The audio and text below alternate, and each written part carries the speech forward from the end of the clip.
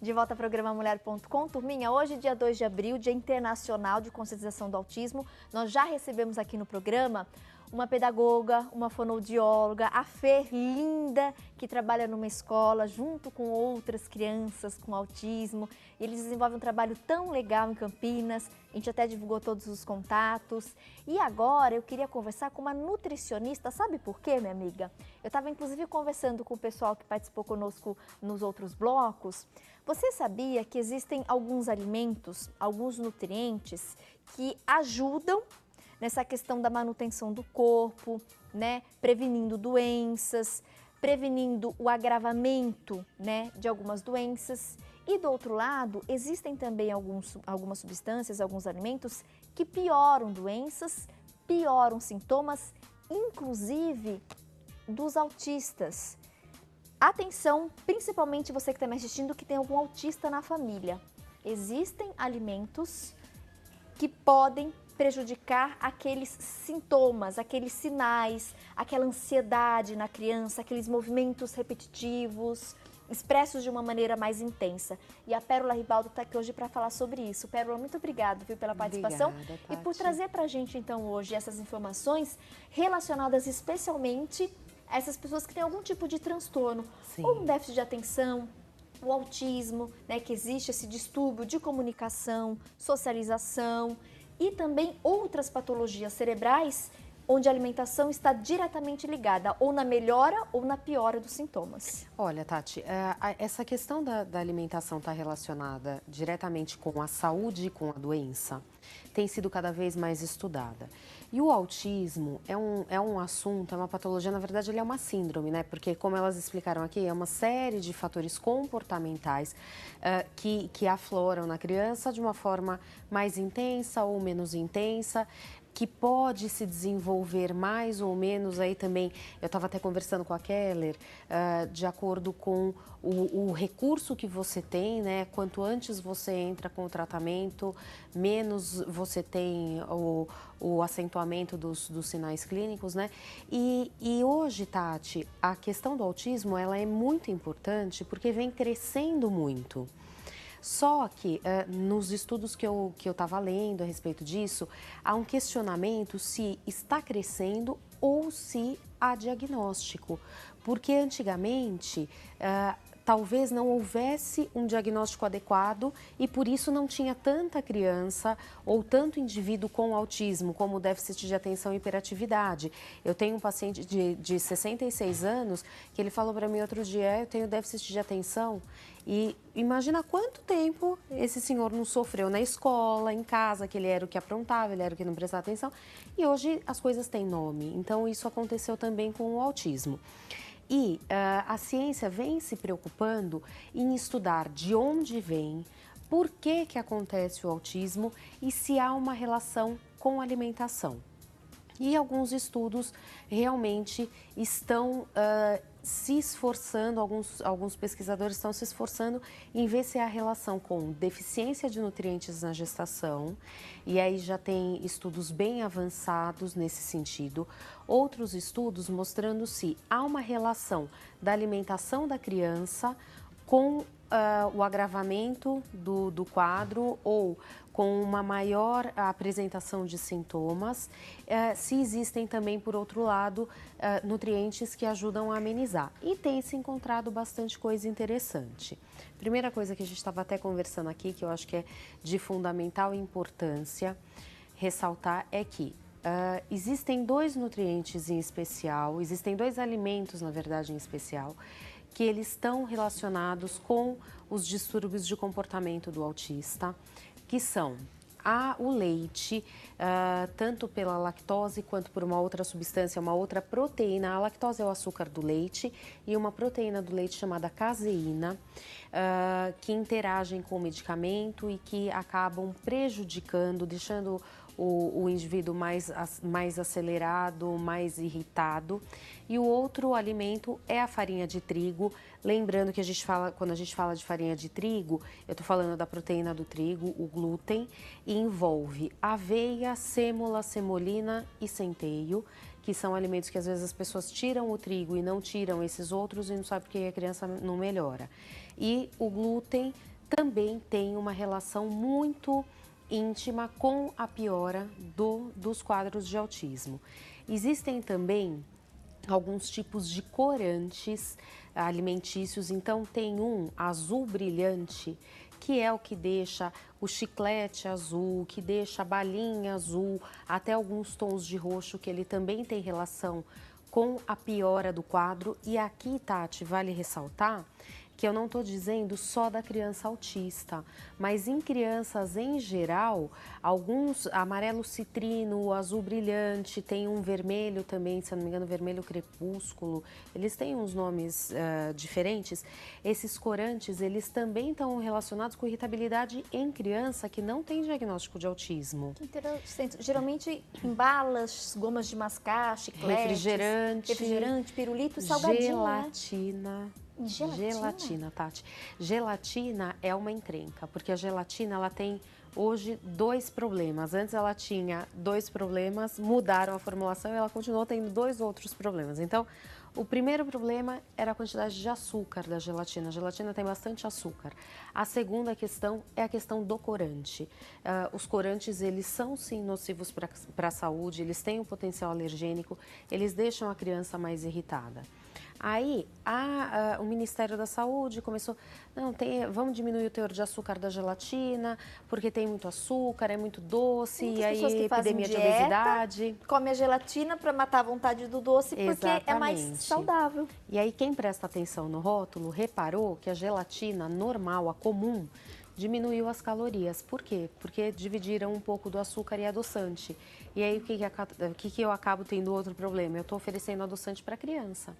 O que não é interessante, né? Porque a gente não sabe a longo prazo o que isso pode causar. Carla, não sabia que gelatina tinha muito açúcar. Tem muito açúcar e muito corante. A questão do corante, Tati, porque a gelatina também, ela é uma salvação em alguns momentos. Sim. Quando a criança tá doente, às vezes ela não sente gosto, a gelatina vai bem.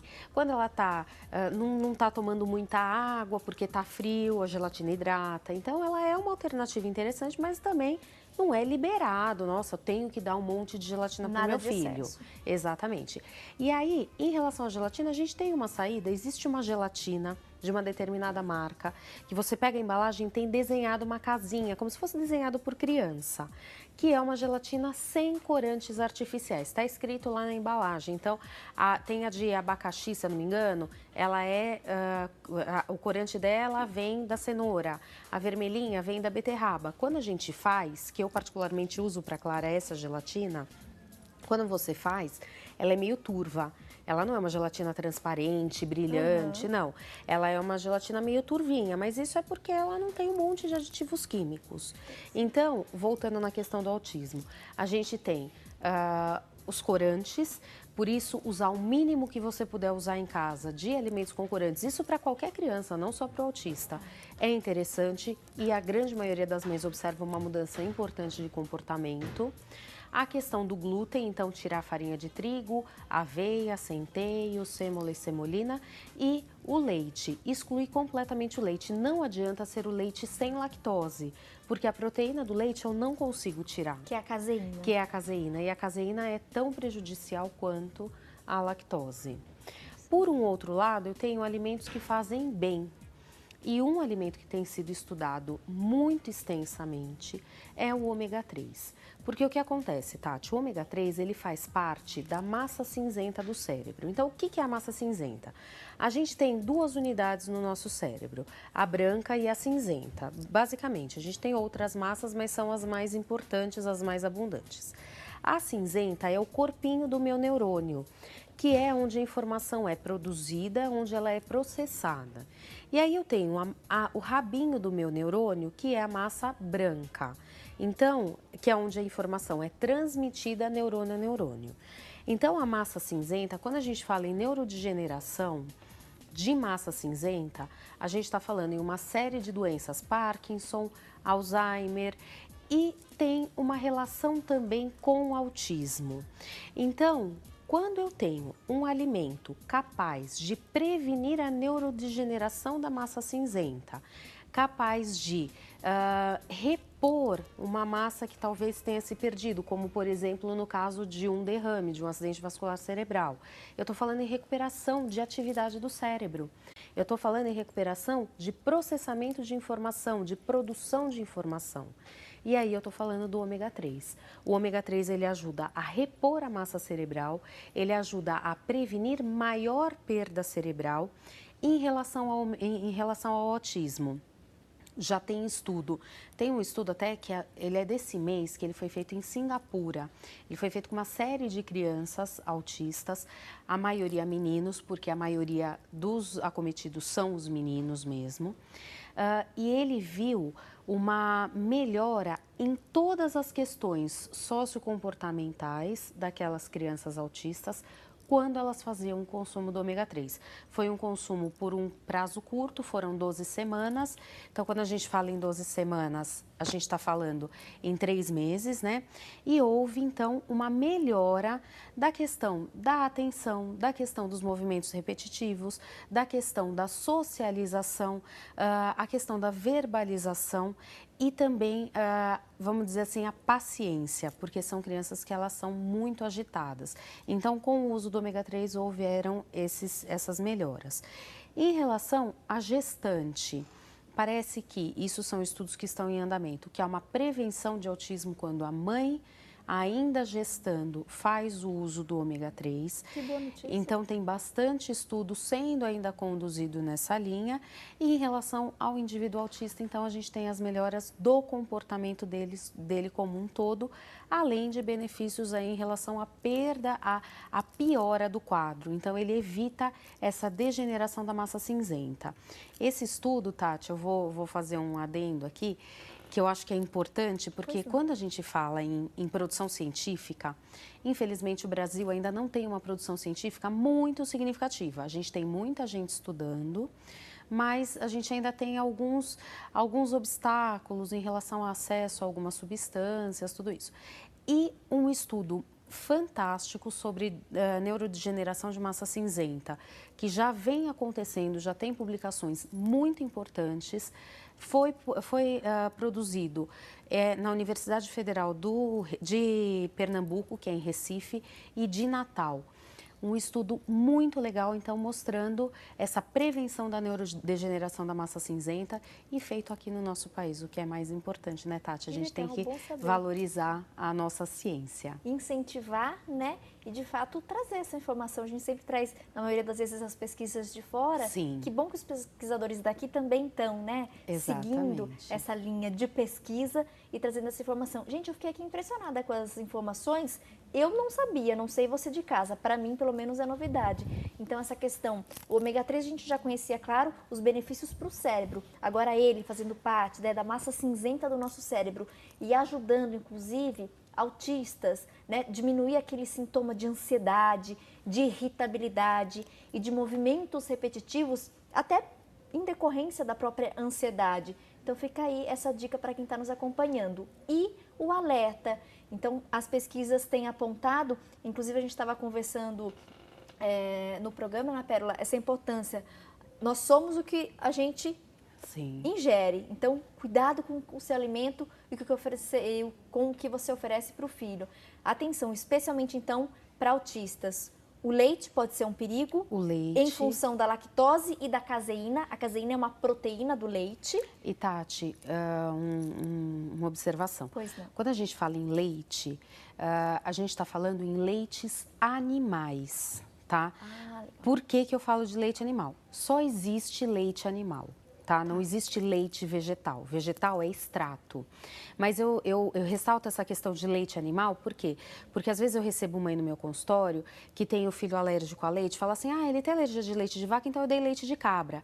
A similaridade entre os leites dos animais é de quase 100%. Então, o leite de cabra, o leite de vaca, o leite de porca, o leite de búfala, eles são extremamente semelhantes. O mais diferente que tem é o de mula, que é o mais diferente do leite de vaca. Existe? Existe. Todos os mamíferos dão leite, né? É o É leite da verdade, mula. mas consome. Existem algumas regiões que consomem. Interessante, E aí, não, e você vai para determinadas regiões, a criança passa mal com leite de vaca. A mãe começa a tentar leite de tudo. Então, o leite de porca, ele é usado mais na Europa, você tem bastante consumo na Alemanha. E o leite de mula, ele tem uma similaridade de 97% com as proteínas do leite de vaca. E é o mais diferente. Então, veja, se a criança é autista ou se tem uma alergia a leite de vaca, não adianta tentar leite de outro animal. Certo. Por quê? Porque os leites animais, eles são extremamente semelhantes. E aí uma alternativa seria, então, por exemplo, Pérola, o que muitas pessoas adotam, que é a questão do leite de arroz, que as pessoas até fazem em casa em leite de soja, de castanha, de amêndoas. O leite de soja. O leite de soja até é bacana não dar em excesso para a criança, né? Isso, por causa dos hormônios, por causa dos hormônios. Tem o leite de aveia também, mas aí o de aveia para o autista não pode, porque a aveia tem o glúten. Exatamente. Então ficaria aí no extrato de soja, que a gente chama de leite, mas é um suco, né? É o extrato de soja, o extrato de arroz. E importantíssimo cortar a questão dos corantes, Tati. E aí fazer a suplementação do ômega 3, que tem estudo muito bem sedimentado, estudo muito conclusivo, mostrando esses benefícios na questão da... As questões do autismo, elas são medidas em escala. E a escala da resposta social da criança que faz uso do ômega 3 é muito interessante. Ela acaba tendo uma melhora muito grande. E a questão da inversão entre consumo de ômega 3 na gestação e risco de autismo também é outra coisa que está sendo incontestável. Então, quanto menos ômega 3 circulando, maior o risco de autismo. Isso também são estudos que estão concluindo. Por outro lado, as mães, as gestantes que consomem ômega 3 diminuem proporcionalmente o risco do desenvolvimento de autismo no recém-nascido, que ainda é muito discutido em que momento da gestação ela desenvolve, mas sabe que é neuronal, então é nos neurônios, ele é em nível cerebral mesmo, na fase fetal. Então, o autismo, ele é desenvolvido na vida intrauterina ainda. E aí os sintomas aparecem mais tarde. Mas conforme a criança vai se manifestando, conforme a criança vai interagindo, você vai vendo que a criança interage menos, você vai vendo que a criança se movimenta repetidamente, e o autista, ele tem um negócio interessante, que quando ele olha uma coisa, pode estourar uma bomba do lado dele, que ele vai continuar olhando aquela coisa. É verdade, ele não se assusta, né? Ele não se assusta, ele não se distrai com outras coisas, porque ele está olhando aquilo. E isso chama muito atenção, né? Porque você chama a criança e a criança não olha. Então, isso chama atenção. E isso talvez seja intraútero, e aí essa importância do consumo do ômega 3 na gestação para estar prevenindo o desenvolvimento de autismo no feto. E o autismo, assim como outros probleminhas e síndromes, não tem cura, então a gente pode tentar prevenir ou mesmo depois do aparecimento, aproveitar dos benefícios do ômega 3 para atenuar, né, esses sintomas que são desagradáveis, não só para a pessoa que tem o autismo, mas também para a família que convive, aquela questão da ansiedade, da irritabilidade, né, do exagero em alguns movimentos. Então fica aí mais uma dica do programa nesse dia que, claro, não poderia passar em branco aqui na nossa programação. A Natural Flora é uma empresa de complementos alimentares que está há muito tempo no mercado aqui no Brasil. Se está há bastante tempo no mercado não é à toa, significa que é empresa séria, que cuida, que tem responsabilidade, e você pode adquirir aí um ômega 3 de excelente qualidade. Pode ligar de qualquer lugar do Brasil, eles enviam para você. Anota o telefone 11 30130909, 11 30130909, ou acesse o site naturalflora.com.br, ou ainda procure Natural Flora nas redes sociais. Ela tá lá no Instagram, no Facebook. Eu já tô seguindo e curtindo. Você de casa aproveita, porque eles também estão sempre dicas de saúde e curiosidades sobre alimentos. facebook.com/naturalflora e no Instagram @naturalflora. Pérola, muito obrigada mais uma vez pela presença, Obrigada, viu? Tati. Informações interessantes. Obrigada. Só uma última informação. O ômega 3, na relação com o cérebro, com o autismo, com Parkinson, Alzheimer, deve ser o de peixe, porque os efeitos mais expressivos são do DHA, que é muito em pequena quantidade no ômega 3 de castanhas, chia, essas coisas. Então tem que ser o ômega 3 de peixe. Bem lembrado. E o OG3 Gold da Natural Flora é o puro ômega 3 de peixe, do salmão, riquíssimo em DHA. Turminha, vou pro intervalo, aproveita para garantir aí, cuida do seu cérebro, do seu corpo, da sua saúde. Gestantes, traz benefícios para você, para o bebê, e a Natural Flora envia para qualquer lugar do Brasil. Fala que assiste a mulher.com, que ainda tem condição especial de pagamento. Intervalo, e daqui a pouquinho a gente volta com dica de arte e arte em madeira. Até já!